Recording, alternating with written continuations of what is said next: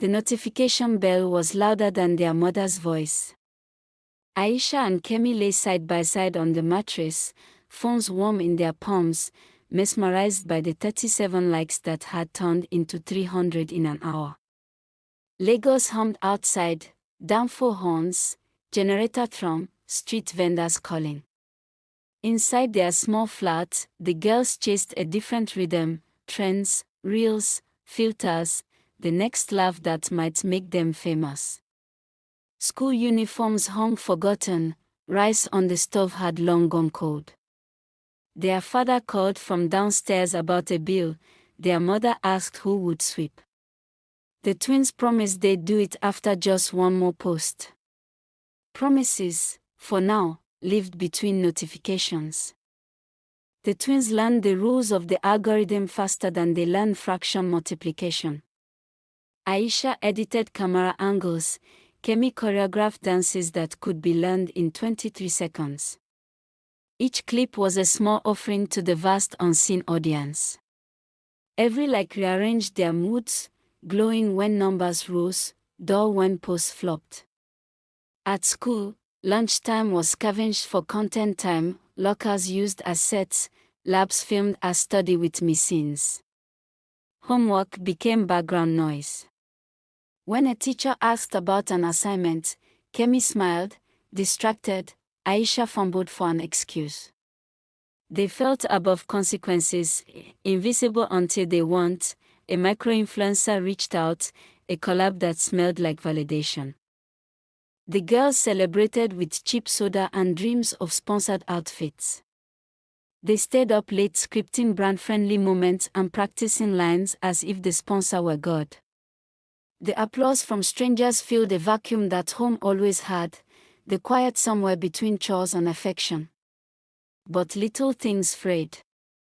The kitchen sink overflowed because no one had washed dishes. Aisha snapped at Kemi for missing a cue in a duet. Kemi stopped asking when she felt tired. Their laughter had sharpened into competition without anyone admitting it.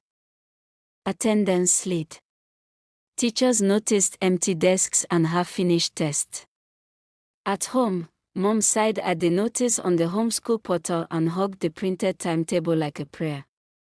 The twins rationalized, "We learn from making content, not from books." They could quote viral scripts but blanked at algebra. A report card came home like a code wave. It said, "Needs improvement." Guilt peeked through for a moment, then retreated, postponed with another live session. Postponement became a habit, and habits piled like unread messages. One evening a neighbor's generator sputtered and died. Darkness moved through the building like a soft animal. For once, there was no blue light from screens illuminating faces. The silence was loud. Without the glow, the twins felt exposed, odd, like actors off stage with no audience. At first, they panicked. "What do you do without followers?" Aisha reached for her phone, 0 bars. Panic turned to curiosity, then to boredom. They wandered into the living room where their mother sat knitting and watching the street. Conversation started awkwardly, then warmed as memories were pulled out, childhood stories, embarrassing family jokes. The dark made things feel honest. The outage lasted longer than expected. Without notifications, time grew heavy and slower. The family lit candles and shared a pot of jollof that had been saved. Their father told a story about when he first moved to Lagos. The smell of petrol and dreaming of a small shop. The twins listened, really listened, and noticed details of his face they had missed. Chores returned, not as interruptions but as tasks that mattered. Aisha scrubbed dishes, Kemi swept. As their hands worked, so did their minds. They thought about their missed maths test, about the mother who worried when they stayed out late filming under street lamps. With the floor lamp dead, they played truth games by flashlight. Their mother coaxed them into talking about why the phone mattered so much. Kemi admitted feeling invisible at school unless she posted. Aisha confessed she fed on the immediate rush of numbers. The flashlight pool glinted in their eyes, showing small, honest pupils. The confessions were simple and sharp. No one chastised them harshly. Instead, their parents named what had been subtly eaten: trust, time, attention. The twins felt the sting and also relief, the kind that follows being seen without performance. Their mother produced a paper list: chores, schoolwork, time limits for screens once the lights returned. It was old-fashioned and practical. The twins rolled their eyes, then pinned it on the wall because there was nowhere else to put it. Rules suddenly had weight when written by a hand that signed their pocket money. They promised to try. Try was the word of the night, not a vow but an experiment. For once, the plan included unplugged hours and studying with paper books, the scratched pencils becoming instruments of something steadier than likes. When power returned, the glow felt strange, nostalgic. The twins logged back in, fingers twitching, expecting the same rush. Their follower count had ticked up slightly, comments poured in: missed you. But the excitement was blunted. Reality had shifted. Behind the notifications stood the paper list on the wall, unchanged. They held their phones but chose to wait an hour. They finished chores first. The delay felt like a small victory. Their content that day was more relaxed, less frantic, and some followers noticed. A different audience began to form, people who liked balance more than spectacle. Kemi had an idea: what if studying could be content? They filmed a study with me where the camera captured them actually doing math problems. The clip was honest: what and all, pencils, eraser shavings, frustration. It performed differently, attracting classmates who sent helpful tips instead of applause. Teachers reacted to seeing their faces in educational clips. One reached out, asking them to present a project. The twins realized their online life could intersect with school without swallowing it whole. The trick was intention. The teacher's message made them consider responsibility as creative fuel, not punishment.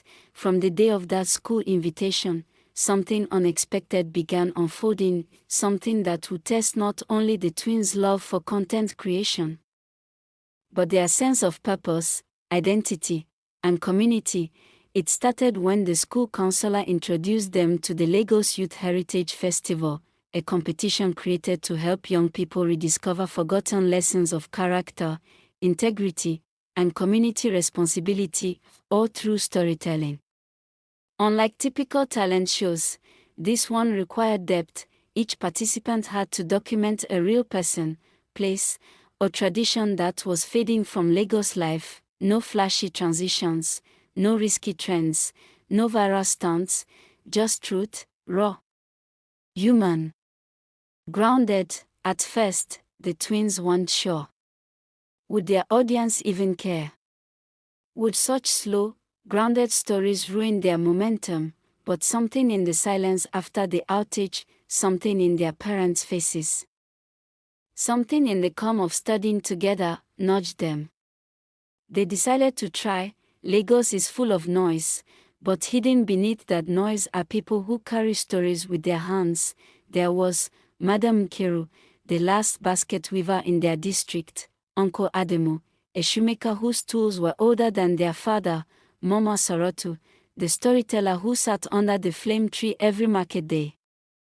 The twins began walking, not filming at first, just watching, and Lagos changed shape. For the first time in months, they moved without thinking about how they looked on camera. They watched the way the air bent around the stories of others. They saw the way Madam Nkiru's hands carried 60 years of woven patience. They listened to Uncle Ademu hum old Hausa verses as he stitched leather. They watched Mama Sora to gather children with nothing more than a whisper. One afternoon, under the fading gold of evening, they met a man named Baba Aya, a traveling storyteller whose face was folded with decades of sun and laughter. He carried a box carved from Iroko wood, and when he opened it, tiny wooden figures told tales older than streetlights. His stories were not about magic or rituals, no. They were about choices, about patience, about how easily the heart can be distracted by applause. The twins invited him to be their festival subject. He accepted, but under one condition. If you tell my story, he said, you must carry the lesson with you when the cameras go off. They agreed. For days they followed him, respectfully, slowly, capturing his jokes with neighborhood children, his gentle advice to arguing couples, his way of listening deeply, even when no one paid, the small kindnesses he exchanged with vendors, and in between filming, he told them one particular tale. The tale of two lamps. One lamp burned bright but fast, craving attention and applause. The other burned slow and steady, lighting its home long after crowds went to sleep. Both lamps give light, Baba Aya said. But only one can last a lifetime. The twins knew which lamp they had been chasing, but fame is a stubborn shadow. Just a week before the festival submission deadline, a major content creator, one the twins admired for years, reached out. He wanted them to join a trending challenge that would all but guarantee a spike in followers. But the challenge required them to prank a harmless old tailor in their area. A prank meant for laughs, but humiliating in its design. It looked harmless on the surface, but beneath it, the twins sensed the danger. The mirror lamp calling again. Kemi wanted the fame, Aisha wanted the integrity. The argument that followed stretched for days, quiet moments turning sharp, old wounds resurfacing, fears mixing with ambition, and Baba Aya, he watched patiently.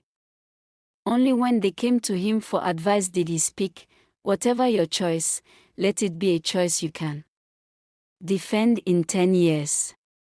They chose integrity. They withdrew from the trend and apologized to the tailor for even considering it. The festival hall was packed, students, parents, elders, judges. The air buzzed with drums, laughter, and warm tension. When the twins' documentary played, the hall grew still. It wasn't flashy, it wasn't spectacular, it was steady, thoughtful, full of real people. When the lights came back on, the applause was not thunderous, it was warm, it was sincere, it was honest. They didn't win first place, they didn't walk away with fame, but they received something more valuable: a community storytelling studio, a small space with peeling walls, a shaky roof, an endless possibility. From that tiny studio, the twins began teaching kids how to film responsibly, teens how to protect their studies, small creators how to credit sources, elders how to preserve their stories. Their channel didn't explode overnight, but it grew steadily, deeply, meaningfully. Brands approached again, the kind that aligned with education, creativity, mentorship, and every time temptation knocked, the tortoise figurine Baba Aya gifted them sat on the shelf, reminding them of soil and mirror, of lamps and applause. Years later, when the twins walked through Lagos, they walked slower, they noticed more, they carried a softness that comes from learning to look beyond themselves. And somewhere on a dusty road at dusk, pushing an old wooden cart, a familiar storyteller smiled at the sight of them. They bowed, and he nodded, a quiet exchange of respect between teacher and students. The world would always offer bright lights, but the twins now knew, a light that burns slow will guide a person farther than a light that burns fast. Moral of the story: influence grows best when it grows from integrity. And the truest stories are the ones we live, not the ones we post. And so, dear listener, our tale comes to a gentle close. The journey of Aisha and Kemi reminds us that the brightest path is not always the loudest one. And sometimes, The wisdom we search for is waiting quietly right beside us. Thank you for spending your time with this story. If it touched your heart, made you think, or stirred something deep within you, don't forget to subscribe to Fables by Timo for more stories that touch the heart and stir the soul. Until I bring you another tale, keep your heart open, and remember, every fable hides a truth. Bye for now.